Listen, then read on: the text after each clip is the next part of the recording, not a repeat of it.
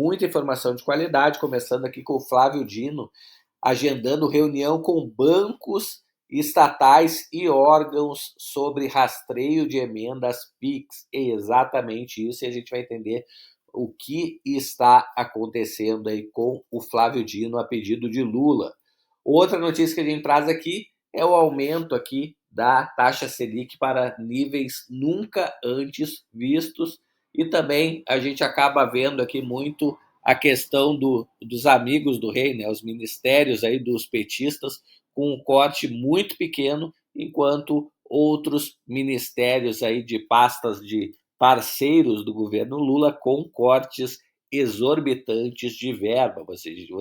Você vai entender tudo isso e muito mais. Então já chega se inscrevendo no canal, habilitando o sininho.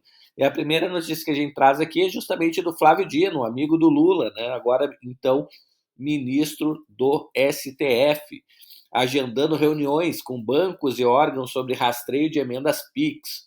O ministro Dino quer informações sobre a atuação de bancos e órgãos de fiscalização sobre as transferências de emendas PIX. Vamos entender um pouquinho melhor isso. Então, pessoal, a gente tem a notícia aqui que o ministro do STF, o Flávio Dino, determinou ontem, quinta-feira, a realização de uma reunião técnica com representantes da CGU, né, Controladoria Geral da União, do Tribunal de Contas da União, também do TCU, do Banco do Brasil, Caixa Econômica e Banco do Nordeste. Esses últimos bancos majoritariamente estatais, né? Então, o Banco do Brasil, por exemplo, 51% estatal.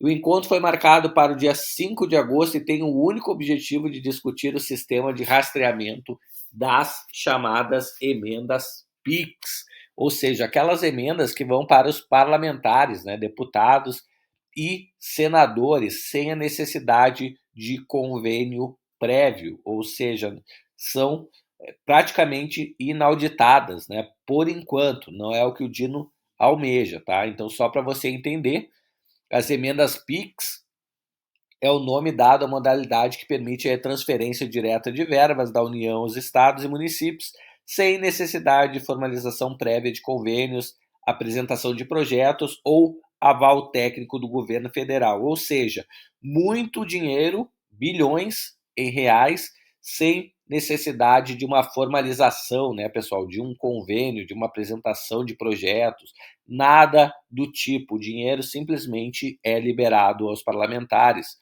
O mecanismo caiu no gosto dos deputados e senadores justamente pela falta de burocracia na transferência dos recursos. Ou seja, menos burocracia, menos controle, né? Mais o dinheiro vai para outras fontes. No ano passado, a indicação das emendas de transferência especial teve um volume recorde no orçamento, um aumento esse que acendeu um alerta para possíveis usos eleitorais do recurso.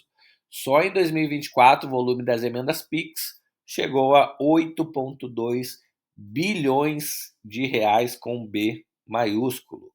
Conforme revelou o Metrópolis, né, o jornal aqui, uma nota técnica da AGU apontou que algumas instituições públicas ainda enfrentam dificuldades para rastrear essas emendas. É o caso, por exemplo, da Caixa Econômica Federal, que informou estar em fase de adaptação. Ou seja, se tem dificuldade para rastrear as emendas, imagina só o tamanho do furo da bala, né, pessoal? Então, tudo que não é controlado, né, na unha a gente vê um grande desvio aí de dinheiro por parte desses políticos. A Caixa, contudo, diz que é capaz de fornecer informações como CPF e CNPJ, mas a CGU identificaram falhas técnicas de divergência dos dados bancários, ou seja, muito dinheiro indo sabe-se lá para onde, muito provavelmente para comitês desses próprios deputados e senadores que querem se reeleger e eleger outras pessoas para continuar na mamata, né, pessoal? Vamos compartilhar aqui um vídeo, né, do Vinícius Carrion, falando aqui justamente dos amigos do rei, né, ou seja, do PT, né, que acaba ajudando a sua própria base, né, e não os partidos que estão coligados a ele. Vamos ouvir. Para onde estamos indo? Uma boa pergunta. Na verdade, neste momento, não estamos indo para lugar nenhum. Certo? Eu acho que o país está caminhando numa direção que ninguém sabe exatamente para onde vamos. Esse é o Na verdade, comentarista, pessoal, José Márcio Camargo, existe um ponto importante aqui. O economista começo desse chefe aí da governo Genial Investimentos. definiu a trajetória do governo como um todo, tá certo? Então, o que aconteceu foi que aquele projeto de transição, que você teve um aumento importante de mais de 200 bilhões de reais nos gastos antes de conseguir aprovar as receitas, tá certo? Foi o início do processo. A partir daí, o ministro da Fazenda passou a correr atrás das despesas, tá certo? E como fazer isso? Aumentando impostos. Acontece o seguinte, independentemente de qualquer coisa, tá certo? Quando você passa a viver de aumentar impostos, a sociedade não vai deixar. Vai acontecer o problema. Quer dizer, a sociedade vai reagir, está reagindo e vai continuar É o que reagindo. está acontecendo Esse é um grande atualmente, problema né? do ponto de vista fiscal. Então, acho que esse é um ponto de problema. O segundo problema que eu acho que é muito importante é o fato de que o PT, o Partido dos Trabalhadores, é um partido hegemônico, e no sentido de que quer dizer, você se lembra que lá em 2022, quer dizer, existia uma promessa de você fazer uma frente ampla da qual participariam todos os partidos do país que não fossem bolsonaristas, tá certo? Acontece que o PT, historicamente, tem uma história exatamente o oposto de frente ampla, é um partido hegemônico. Todos os ministros importantes do governo são do Partido dos Trabalhadores. Não tem nenhum ministério importante que seja ocupado por alguém que não seja ou do PT ou diretamente envolvido com o PT. O José Então, fala como que é é que você pode muito fazer certo, pessoal. Então, negociação com o Congresso quando você só tem ministros importantes do Zé seu próprio Márcio, partido? e aí o que a gente descobriu detalhando ali os números?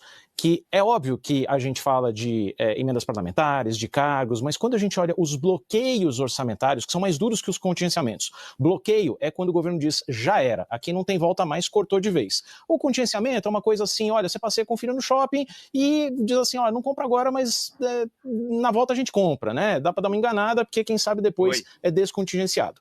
E ali o que a gente observa? Que nos bloqueios, as pastas comandadas pelo PT tiveram uma redução das suas verbas discricionárias, aquelas que os ministros podem gastar como eles bem entendem, em programas e ações e políticas públicas, bem menores. Veja ali, desenvolvimento agrário de Paulo Teixeira, redução de 5,1%.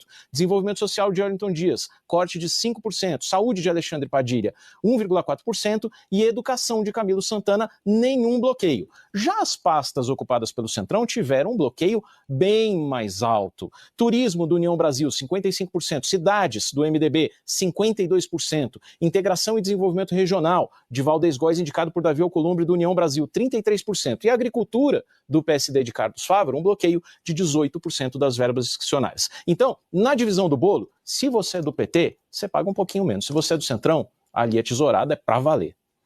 aí, pessoal, então a gente vê sempre os amigos do Lula, né, nadando de braçada com os menores descontos, enquanto outros partidos que dizem parceiros do PT estão aí sofrendo mais de 50% dos cortes nos seus ministérios, né? Chegou até aqui no vídeo? Se inscreve no canal, habilita o sininho de notificações e deixa o seu comentário aqui para fortalecer o vídeo. A gente vai ficando por aqui. Um grande abraço, eu te vejo logo mais em um próximo vídeo.